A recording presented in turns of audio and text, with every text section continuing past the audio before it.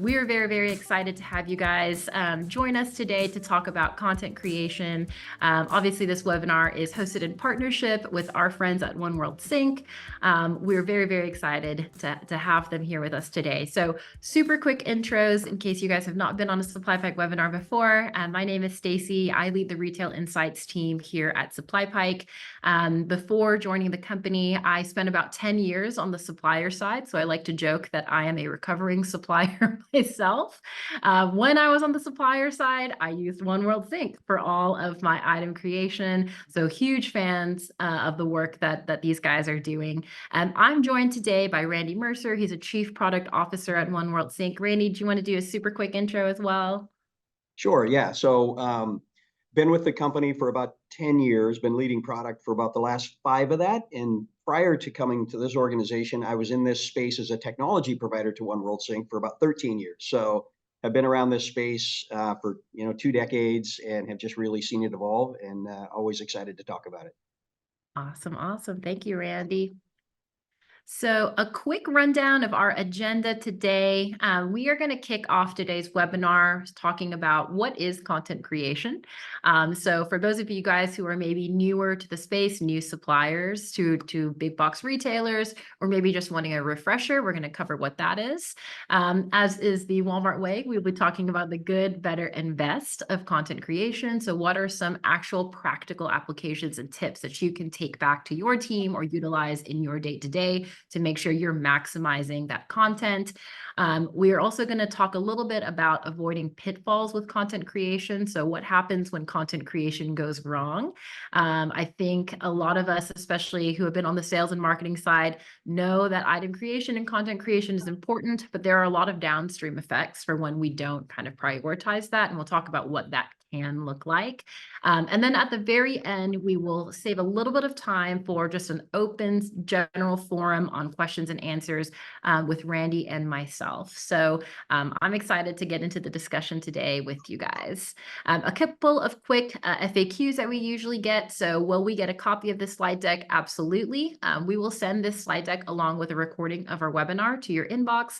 Usually that takes about 3 to 4 business days for us to kind of process and edit the webinar, but you should be getting that in the same email that you signed up for this webinar with.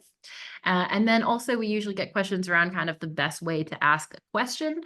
So if you guys are on, looking at the toolbar on Zoom, you'll notice that there is a Q&A button. It looks like 2 chat bubbles.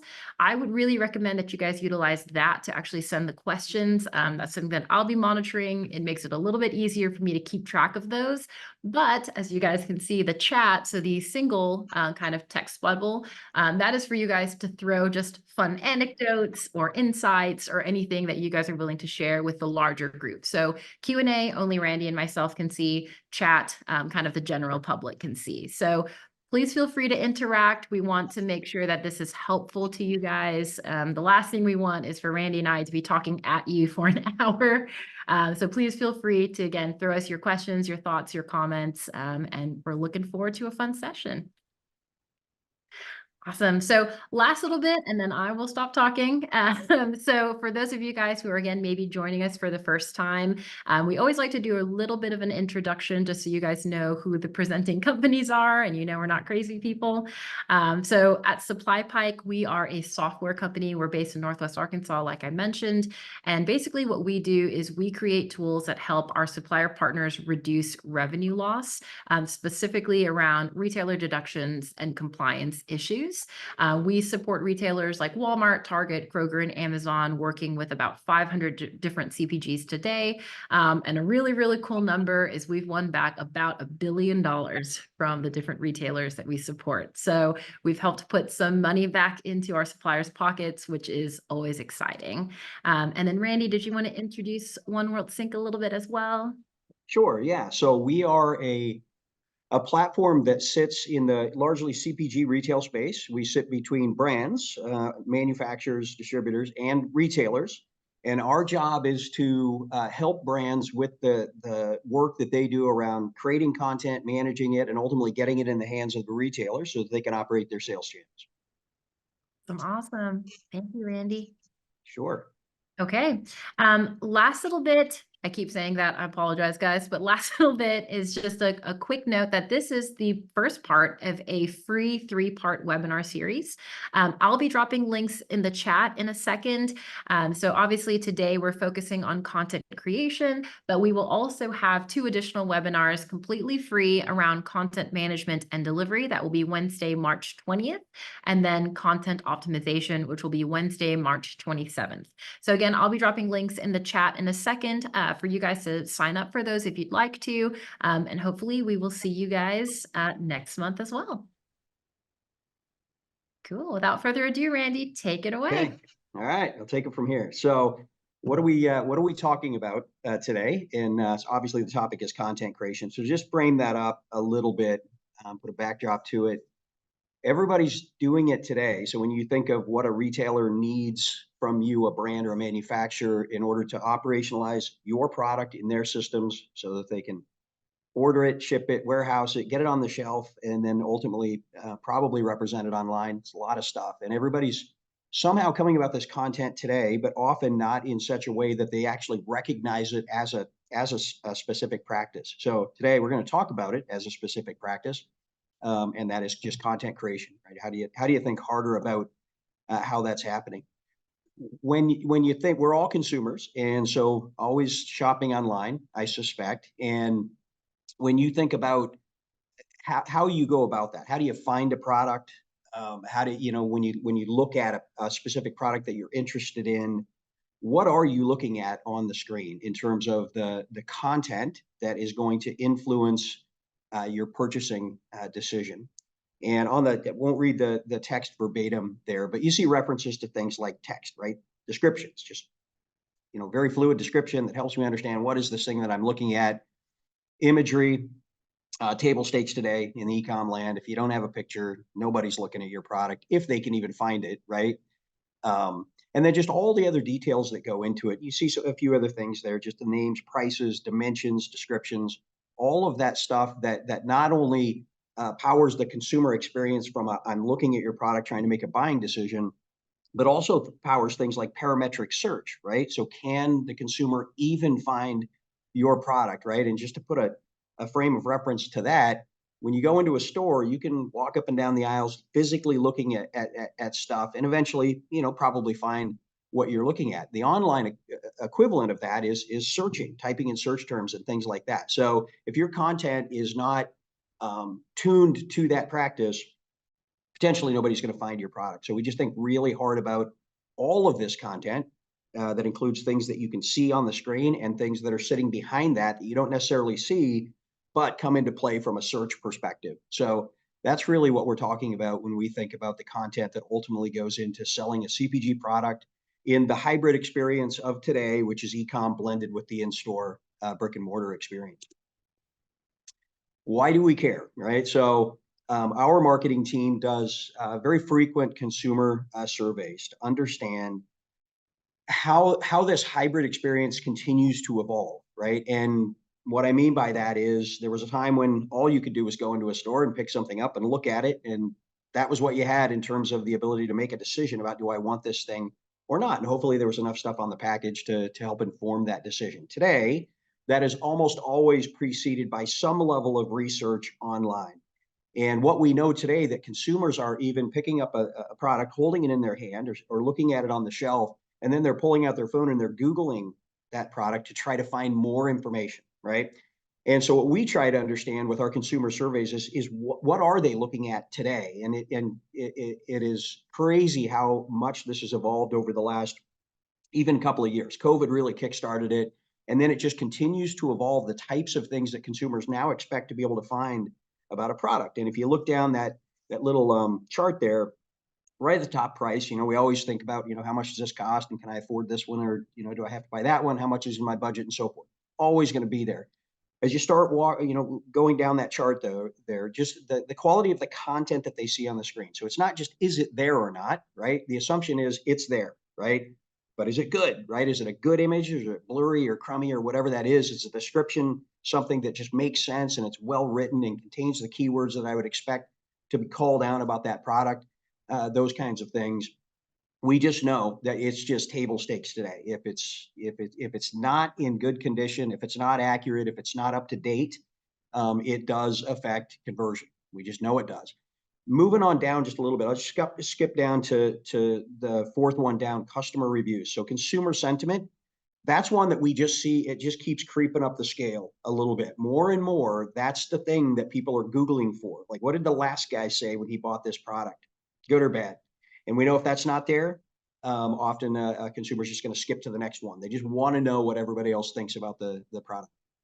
More than even their friends and family, right? That's crazy that you trust a stranger's opinion over your friends and family, but we know it's true because that's what consumers tell us they're looking at, right? So that's why it matters so much. And when we talk to our brands, that's what we're consulting them on and encouraging them to do is just think really hard about this content because it is the representation of your product and your brand to the consumer. I'm curious, Randy, on that previous graph that you shared around the customer reviews. I mean, I'm guilty as well. And if I just see one review, I'm like, okay, next one, I have to see one that has like 500 reviews on Amazon or whatever it is. Right. I'm curious how much like photos on the reviews matter as well, because I know that that's something that I look for, but obviously sample size of one. Yeah. Good call out.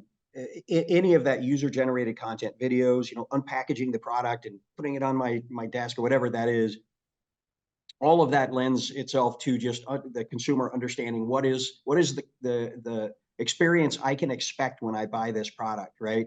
So it all matters. And then when you just think about the reviews, coupled with images or videos, whatever that is, recency is the other thing that consumers think really hard about. Is this 5 years old? Like if it is, who cares? Because the product has probably changed 50 times since then. So recency, and then just there is a number of reviews that starts becoming more compelling and more informative than just one, right? So No, super helpful. Thank you.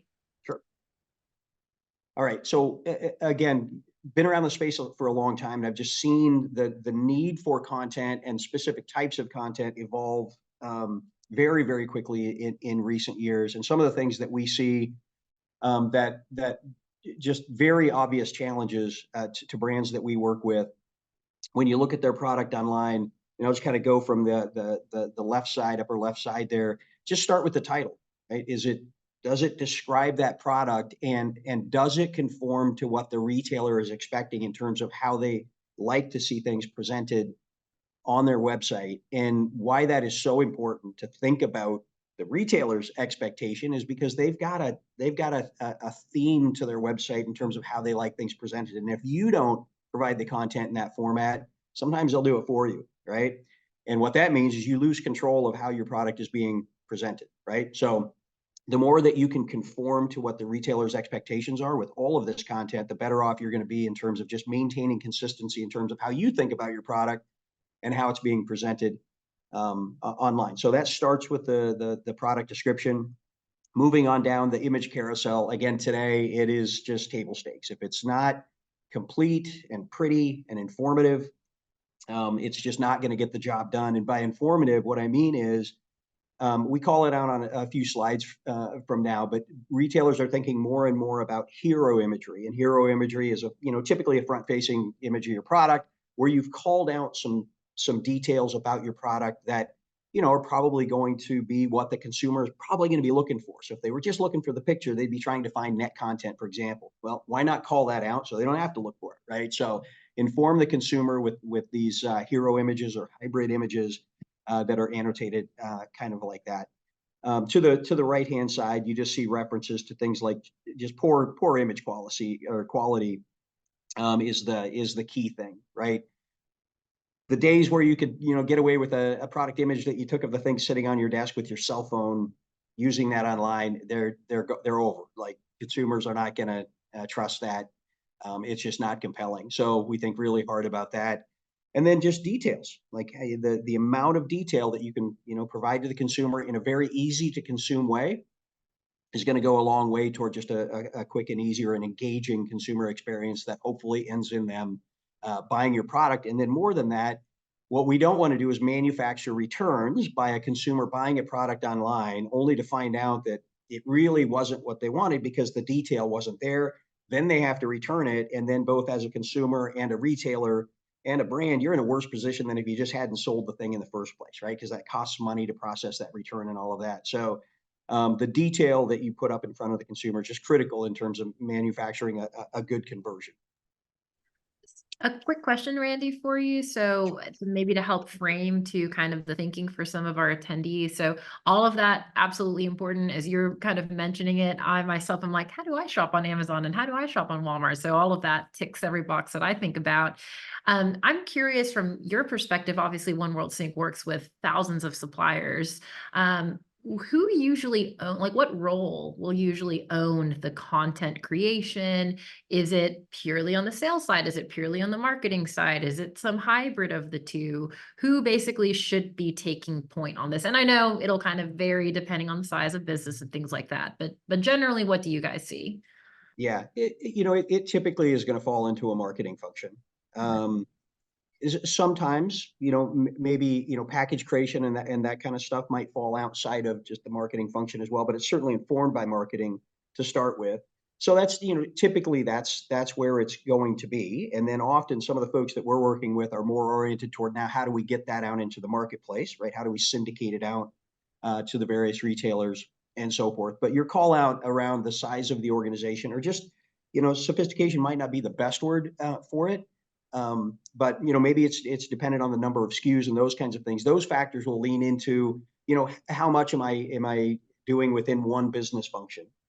So it certainly does vary, and that's one of the things that we just have to be very conscious of is when we're working with our brands, we have to know their organization, who does what, so we're talking to the right person relative to the things that we want to help influence in their content. Awesome. Thank you, Randy. Sure. When you think about the investment that you make in content, safe to say that investment is important, right? You want really good content, but it's also safe to say that the degree of your investment can legitimately vary based on a few things. A very low priced item, maybe you don't have to invest in the level of content that you would a $3,000 television or something like that. And then even product vertical, right? Some product verticals just demand a different level of investment in the content to get the consumer to think really hard about those products. But at the end of the day, once you've established like what's the appropriate investment for your content, there is the concept of you can do a great job or not such a great job, right? And what we know about that is that it all impacts conversion. It just all ties back. And we know that because of the consumer surveys that we do that, you saw one version of that a few slides ago. We just know what consumers are looking at, and we know the expectations of the consumer and how much that influences ultimately whether they drop that item in their cart or not. So I just want to talk a little bit about that. And I'm going to talk about it in a few pillars here, starting with product photography. And again, I've said it 3 times already. It's table stakes. If you don't have images, nobody is going to look at your product. They're just not. Or if it's one blurry image, they're not going to look at your product very long. So we always start there. Make sure you've got your image carousel built out. With that can be a good place to start to now start building out the other types of content that are going to supplement that image carousel when you see that product online or maybe in other venues.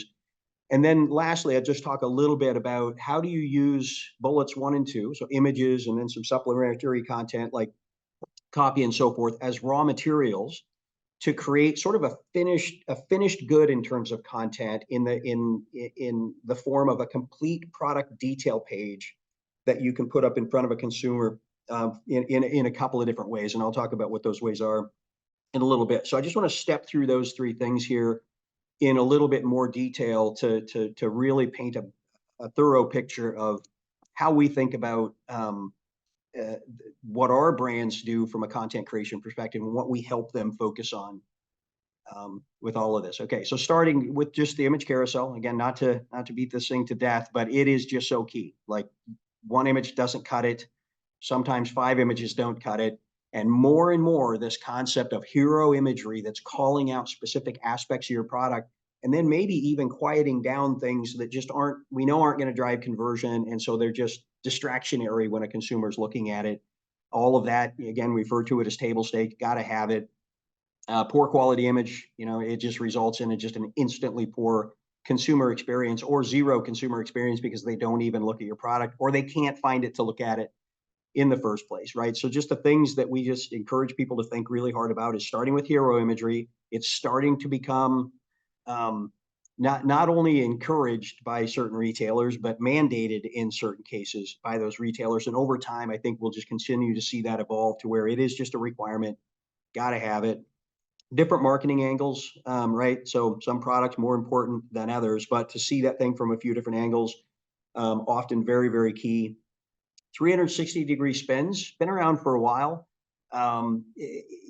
You might debate, the effectiveness of those in certain product verticals, but the reality is it does create a sense of transparency when a consumer is, you are, a little bit when you just spin this thing around, let them see it from every single angle. So super important. Likewise, videos. Stacy asked a little bit earlier about videos submitted as user-generated content, just becoming more and more prevalent. If there's one thing we get asked more and more from brands about is how do you support videos and those kinds of things. Scale shots, right? Lots of things you can't tell from just a static image, like how big that thing is. So scale shots with it sitting in a hand or next to a torso or whatever, so you can understand. For certain products, super important, so that you get something that actually fits in the space on your desk that you want it to, or in your home, whatever that is. AR, VR, 3D renderings, again, becoming just more and more prevalent. In some cases, getting swapped out for physical photography, right? So instead of sending my product to a studio to get it physically shot, generate that imagery with CGI. For some products, that is just a great alternative and a way to save some costs, or just increase the effectiveness of that imagery. And then for food products, fully prepped, stylized food shots. Again, it just all of these things just continue to just get more prevalent and more, falling within the expectations of the consumer. So this concept of a very static or a very thorough image carousel, you can't overstate the effectiveness of it. One thing I didn't call out there in the list there, if you look in the lower right, the nutrition fact panel on a food product today, so many people go right to that to make sure that what I'm putting in my family's mouth is what I want in terms of the nutritional value of it. So again, really important when we think of CPG products in retail and e-tail. Quick question for you, Randy, on that particular slide. You mentioned kind of that AR and 3D renderings. So I know this is maybe a little bit more on the retailer side, but we're seeing more and more the kind of see it in your space where you can, Yeah. show Mhm. like, what does that table look like? Are you seeing that continuing to be a growing trend, or is that like a flash in the pan kind of thing? Or what do you think there? Yeah, no, continues to grow, and that's what we help some of our customers with. Where we, again, very specific to certain product verticals today, I think, right? So I keep referring to something on my desk, right? Just think of a piece of electronics like a printer or something. I've only got so much space on my desk to have that kind of stuff. So to use that, and that's a real example of something that we've helped one of our customers with, AR, VR, that while they're looking at the product on the screen, we show a QR code, you scan that with your phone, and then you place it, right?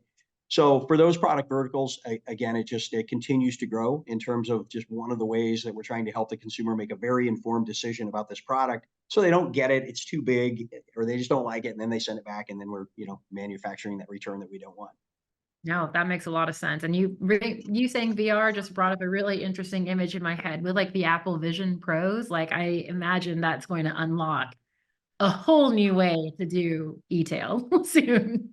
Yeah, we were literally just talking about that product on the way over to the office this morning, and just the opportunity for all kinds of things to evolve around that. But this shopping experience is going to be one of those. Though that product, smart glasses, is really going to take this stuff to another level, I think.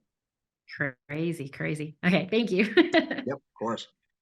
So again, photography. 5 years ago, people didn't think too hard about it.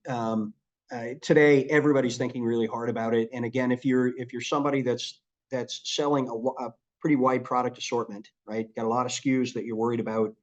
To think really hard about just efficient, a sustainable process by which to, come about this imagery, super important. So just starting from the top there, think about just the technology that you're using, right? Gone are the days when you're going to get away with a cell phone picture and, of a product sitting on your desk. Not going to work anymore.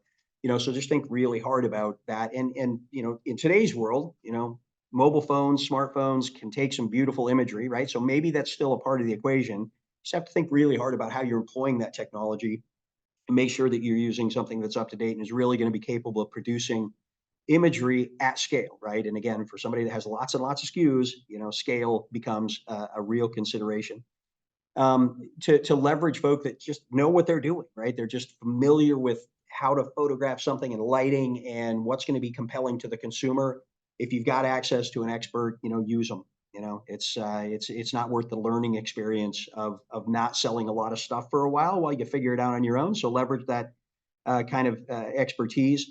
Lots of options where you can farm out the creation of imagery to third parties. Not necessarily anything wrong with that, unless it's a circumstance where you don't actually own the imagery that gets created, right? So maybe they create it, give you the rights to use it here on this website, but hey, there's hundreds of other websites that you'd love to use that on. So just something that you need to be attentive to when you have somebody create this content for you. Make sure that you own it when you get it, so that you can use it everywhere in the interest of just consistency of the brand representation everywhere. Last thing is just thinking about the mechanics of how do you move this stuff around? How do you manage it internally and ultimately get it down into the marketplace? Is there a way to get this imagery that maybe a third party created, injected into your digital asset management system? If you have one, and if you don't, do they have one that they can put it in and expose it to you and so forth, right? So just thinking ahead to how you're going to manage this. I know we've got a couple of webinars coming up. One of them goes into the management aspect of this, right? So creating the content is one thing, but now how do you manage it so that you can actually get the most value out of it down the line? Step 4 is really kind of thinking ahead to that aspect of it. Two things I just want to call out relative to imagery, yes, but content in general for the first one. The first one is the 2D barcode sunrise. In short, if you're not familiar with that, what that says is today, if you look at any consumer packaged good in a retailer, it's got a UPC code on it. UPC code, it's served its purpose for years and years and years of powering the point of sale, right? Great, nothing wrong with that. But there's a much better alternative than that today in the form of a QR code, right? Or a 2D barcode that you can hide a lot more information behind that thing. And so the Sunrise Initiative by 2027 basically says, and this is a industry initiative that says everybody needs to convert to the use of QR codes by 2027. What that means on the retailer side is they've got to upgrade their point of sale equipment. And for many of them, it's a firmware upgrade just so that scanner can scan a QR code versus a UPC code. Others are going to a little bit more work if they've got some really outdated equipment or something like that. But the retailers need to be able to scan a QR code versus a UPC code. All kinds of benefits in leveraging something like a QR code, given that we can stash a bunch of information in there that can power a lot of supply chain oriented activities like recalls, maybe expiration dates on fresh food, those kinds of things, all being packed into that QR code. But when you think of it from the brand's perspective, today there's a number of different brands that have already adopted the practice of putting the QR code on their packaging, and knowing that they're getting trained every day. A consumer is more trained to look for those things and scan them as a way of learning more about that product.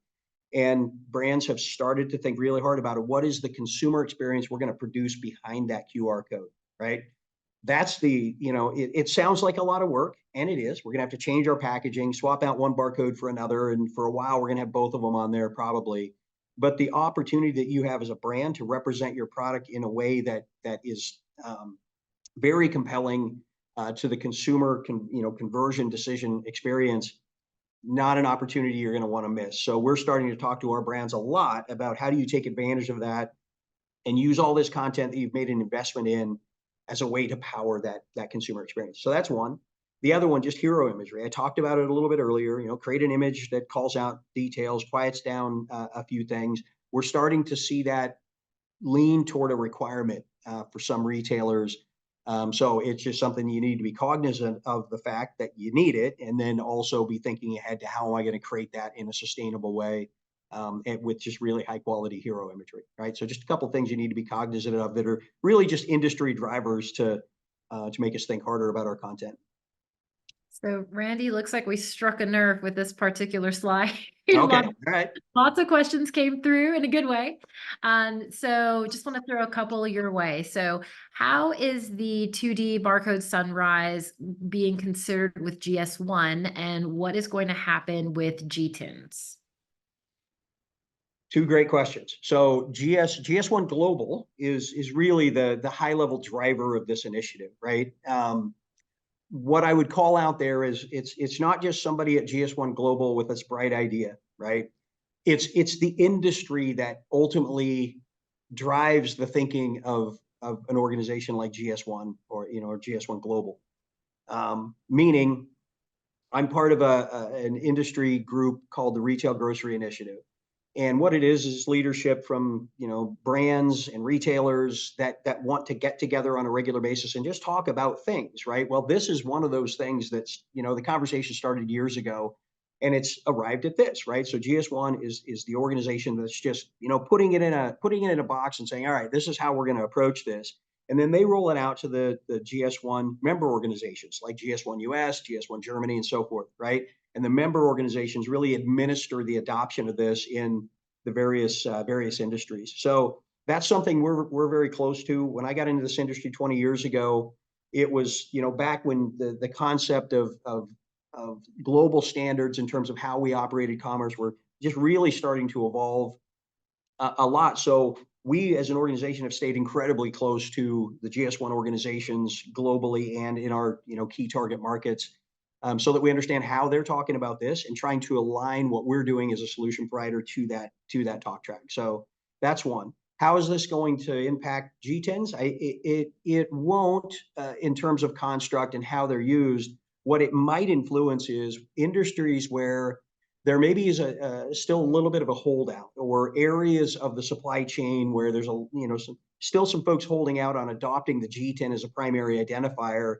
You're going to see them probably moving toward, all right, we're going to adopt them as a primary identifier, because that's what you're going to see, packed into the URL sitting behind those QR codes is going to be a GTIN as one of the identifiers that are really important to the process. So it should influence just a very pervasive uptake of GTIN as the primary identifier. So if you're not there, probably going to want to be. Very helpful, Randy. And this person also shared, this being led by GS1 has calmed my nerves. Thank you for that. And then I will maybe just shoot one more question, and then we'll have time for the Q&A later on. And this is also a good time for me to give a shameless plug. If you guys want more of your questions answered by Randy, definitely make sure that you use that Q&A function so that I can continue to feed them his way. But one more question, Randy, for this slide. So can brands add a QR code while they still have the regular UPC barcode on it? So maybe kind of in preparation for this change that's coming? 100%. And you will see that today. And a couple of the well-known soft drink companies are already doing it today. They've been doing it for years, and you will see both barcodes, some large CPG snack manufacturers also doing it. So they're doing it. So the comment about GS1 leading it calms my nerves. It should, and here's why. If you look at those QR codes today and you scan them, what you will see is a URL. If you scan them with your phone, it's going to take you to a web page, a consumer experience with, hopefully some fun stuff on it. And it's a URL that takes you there, right? Your browser. And today you will see those URLs constructed very proprietarily. They're pointing toward solutions that are being used to produce these consumer experiences. And every one of them looks completely different in terms of the identifiers that you might see in there. So maybe you'll see a GTIN hidden in there, maybe you'll see something else, but they're getting you to some form of consumer experience today. When you think ahead to this QR code being used pervasively to power the point of sale, that cannot be a random URL, right? Because the point of sale equipment needs to be able to know, number one, I'm going to find a GTIN in there as an identifier, and it needs to know, how am I going to find it? Like, where in that URL am I going to find that thing? Because the equipment's going to have to parse that out. So we're going to have to transition from, everybody's using random URLs, and that's what they do today, to everybody's got to use a standard version of that. So GS1 promotes the standard of what's called GS1 link or GS1 digital link. And it's a standard for this is what the URL looks like. Knowing that standard URL may not necessarily point to the solution I'm using behind the scenes, you then have to think about how do you redirect a standardized URL to something that really points to a user experience. And then that's where we start kicking in with our customers of how do you resolve to a consumer experience while still using the industry standard that's going to have to be used or this isn't going to work. So point of all of that is, yep, you should be, very happy that GS1 is involved from a standards perspective, or none of this would work here in a couple of years. So. Awesome. Thank you so much, Randy. We had a couple more questions come through, but in the interest of time, we'll keep this moving and I'll save those for our Q&A session at the end. Okay. All right. Sounds good. I'm going to talk maybe a little bit faster here so we can cruise through a couple more slides here. But, when we think of creating content, not a one-time activity, requires some work, and it also requires a sustainable process, right? You really do need a process. And I said at the very beginning, everybody's doing it today. They may just not be thinking about it as a specific practice. You really should.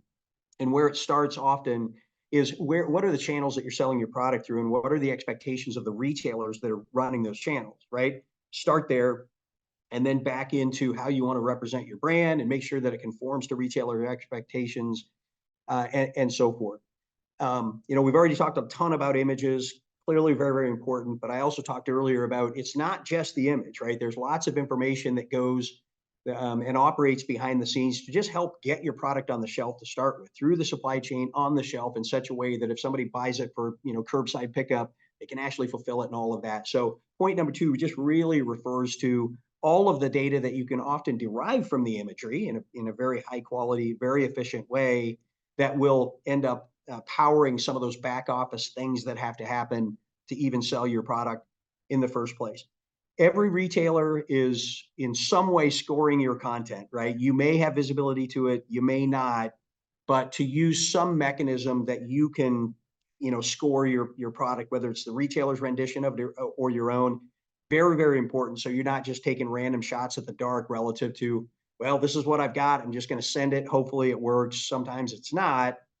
And then you run into issues there. In the consumer packaged goods space, products change constantly. The packages change. The FDA is saying, oh, now you got to have this on the package or this piece of detail, things like that. People say, you got to have QR codes, right? Change the packaging, right? So the point being is information is already changing. Products getting reformulated, whatever that is. It's very fluid. So you have to think really hard about, okay, I've created my content today, but is it going to be out of date tomorrow? And if the answer is yes, and often it is, you need to have a process to make sure that the updates and the maintenance of that content continue to happen so that you don't just end up with obsolete content that really isn't representative of what your product looked like today. Okay. I talked earlier about you created pictures. Now you've created some content in terms of data and so forth. It's going to power search and power supply chain operations, those kinds of things. How do you use all of that as a raw material to just construct a consumer experience, right? And here's what I mean by that is when you think of looking at your product on any e-tail website, whoever's operating that website, the retailer, an e-tailer, whatever that is, they are in control of that consumer experience. So you're giving them content, and then they're constructing a consumer experience. And often, as a brand, you're in a high level of control relative to what that is, just by the content that you have. There are other venues in which your content can help you sell more stuff, where you, the brand, are in full control of that consumer experience. That's what we're talking about here. And by instant product collateral, talking about that in 2 contexts. One of those is all of us have salespeople that are out talking to merchandisers and folks at trade shows about, hey, we've got this new product. Wouldn't you love to take to add this to your assortment?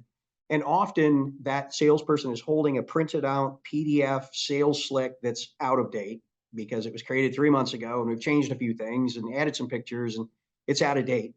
So how do you create absolutely up to date, beautiful looking collateral for that salesperson to use in the form of just on his tablet. He just calls up the thing, and it's the same content that ultimately is going to end up on a retail website, or power other consumer experiences. So he's having a very informed discussion with the person that he's talking to, right? That's what we're talking about. Use these raw materials, automatically produce this content in a digital way versus the historic printed out thing that they're carrying around that's out of date. Randy, I feel personally attacked here. I know used to bring those PDFs.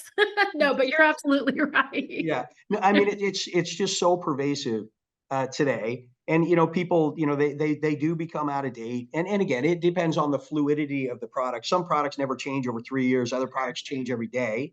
So you have to think really hard about that. But then you just think of people losing them, or they pick up the old version instead of the current version. Anything can happen with that when you're not just driving it off of the current content.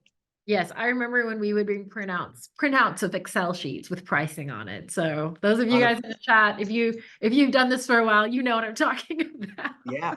So, so the sales guy as a customer, an internal customer for this content, but what we're also seeing is the marketing department as an internal customer, right? So you've collected all this content in systems like DAMs and PIMs and all of that stuff. How do you very fluidly offer it up to the folks that need it to construct material? Because you still have to design packaging. You're still going to, design certain things that require the use of this content. So how do you get it in the right hands, internal within your organization, using the exact same information that's going to make it out into the marketplace? Super important to think about. The manual updates, again, thinking of the printed out PDF, do you want to, make an update and then print out new copies, and hopefully they, pick up the right copy off their desk, that kind of a thing. How do you just do that automatically by using a digital version of this? Super important, just when you think about, am I using the most up-to-date information, and so forth. Something that's hard to track with a PDF is, well, how many people did I hand those out to today, right? Maybe I started with 10 and I've only got 5 left. Well, where did the other 5 go? That kind of thing. Digitally, you can track very close, like who's hitting it from where. Internally, you can make people sign in so you know exactly what salespeople are referring to this information and how they're using it. And then from a consumer perspective, you may not always know who they are, but they're hitting it, and that helps you understand just how is my content, or how pervasively it's getting used in the marketplace, right? The other context of this, we've talked about internal stakeholders, marketing folks, salespeople that need visibility to this content, or it's going to be helpful if they have it. But what about the consumers, right? And again, the e-tailers, they're in control of how your product is being represented in that consumer experience. Going back to this QR code concept, when somebody scans that QR code and you offer up a bunch of content as a brand, you've got the opportunity to be in complete control of what that looks like. These same methodologies of how do you surface this content in a consumer experience to a certain persona of user, internal or a consumer, you can be in control of that. So especially relative to this QR code sunrise thing, you need to be thinking ahead about how am I going to produce that consumer experience in a very scalable way, and I'm not mechanically or manually producing that with web developers and stuff like that. So just all things that we just think about relative to just using this content to produce collateral that can help me in so many ways and ultimately sell more products. Just bringing all of that together, right? And we always use this image of, if you look at a product on an e-tail website, when you drill down on that product, you're going to see an image carousel and some copy at the top of the screen, probably some pricing and some things like that. But in today's world, it doesn't stop there. You start scrolling down, and consumers just know to do it. They just start scrolling down to see more details. For a food product, they're looking for nutritionals, maybe some dietary lifestyle information, those kinds of things. In today's world, we're starting to make more often suggestions about, if you're buying this product, man, you probably should be buying these as well. The concept of things like videos and AR, VR, how do you introduce those to the consumer experience? And then all the way down at the bottom, today, you'll see reviews, right? What did everybody else say about this product? All the way to what do you think about it? And the opportunity to write your own review as part of that. So we think about that entire experience. When we think of content, we're not just thinking about pictures or just search engine optimized copy. We're thinking about all of that stuff. How do you do it in such a way that it all works together powers an experience like that QR code thing in a way that just ultimately helps me sell more stuff. And that's what we're all here to do at the end of the day. So anyway, that's how we think about it. And we encourage brands to think similarly about that concept. Awesome. Thank you so much, Randy, for sharing all of that amazing information. I personally love, attending webinars like these, because now anytime I go on shelf, I'm going to be looking for that QR code. Or if I'm shopping on Amazon, I'm be like, where's that hero imagery? Yep. So super, super helpful. And I'm going to take over and talk really quickly about just kind of, again, those downstream effects of what happens when you don't prioritize content creation. So, I think a lot of the folks on here are probably on the sales and marketing side. I used to be as well. And again, I know you kind of live and die by that item creation and getting the item, in the store. But there are times when if you aren't able to get that first step of that 1,000-mile journey correct, it's going to hurt you and have downstream effects, not only in your sales, but also reflected in things like deductions and chargebacks and fines and things of that nature. So now an analogy that we kind of came up with and we think maybe can help help this make sense is, imagine if you guys have written the best library book in the world and it has amazing content and the best, pictures in the book and things like that. But if you were to file that library book incorrectly, if you were to utilize the wrong title or the wrong cover image, no one would know what it is. So they wouldn't even pick it up off the shelf, or they wouldn't even be able to find it. So it would just sit there. So even if you had, again, the best content and the most compelling story ever, no one would know where to find it, or no one would think to pick it up. So again, just hopefully driving home the point for you guys on the importance of making sure that, again, that very first step of item creation and content creation is a priority. I'm sure it is for a lot of us, but just wanting to stress that again. So again, just wanted to throw out to you guys, if you guys are more on the sales and marketing side and maybe have a little bit less exposure to the finance side, sometimes when you do have item creation issues, that can lead to roadblocks to cash flow. In the interest of time, I'm not going to read through all of this, but when you think about the different ways you can lose revenue at Walmart, and there are many, for content creation and item creation in particular, usually we see that will show up in the form of invoice deduction, so shortages and things like that, pricing discrepancies, duplicate billing. So essentially, when what you have in your ERP or your item setup system doesn't match what is in the retailers, they will have issues with receiving the product correctly. They will have issues with, paying you correctly. They will have issues with matching your invoice to their PO. So very, very important to think about that. And then more and more these days, we're seeing retailers really focus more on the compliance side of the house. So if you guys are selling to Walmart, I am sure you're very familiar with the SQEP program, or the Supplier Quality Excellence program. That launched about 2 years ago now at this point. And for that, Walmart has placed a really, really high emphasis on things like labeling standards, process standards. So not only getting, your item description correct, but making sure those GTINs are accurate, making sure when you send POs, they're accurate. And they're actually finding suppliers for things like that. So again, not wanting to get into the weeds today too much, but wanting to just spark some thoughts for you guys as you take this information back to your teams. Hey, are we thinking about item creation and content creation, not only to, help to maximize the sales, but also making sure that we're shoring up our bottom line and not losing money unnecessarily because we're not setting up items, or as Randy was saying, maintaining items correctly. So when you change that pack size, is that reflected in your item setup? And if not, that's a problem. Are we billing correctly? So on and so forth. So, kind of another thing to think about with retailers, it's very, very common for them to allow fines to stack. So a lot of suppliers, again, if you're newer to the space or maybe not super familiar with the finance side, you may go, well, Walmart's already dinged me with the shortage. They're not going to hit me with an OTIF fine or an on-time in full fine. Guess what? They can. And it's very, very normal for us to see suppliers get hit with 3 or 4 different types of fines on the same PO.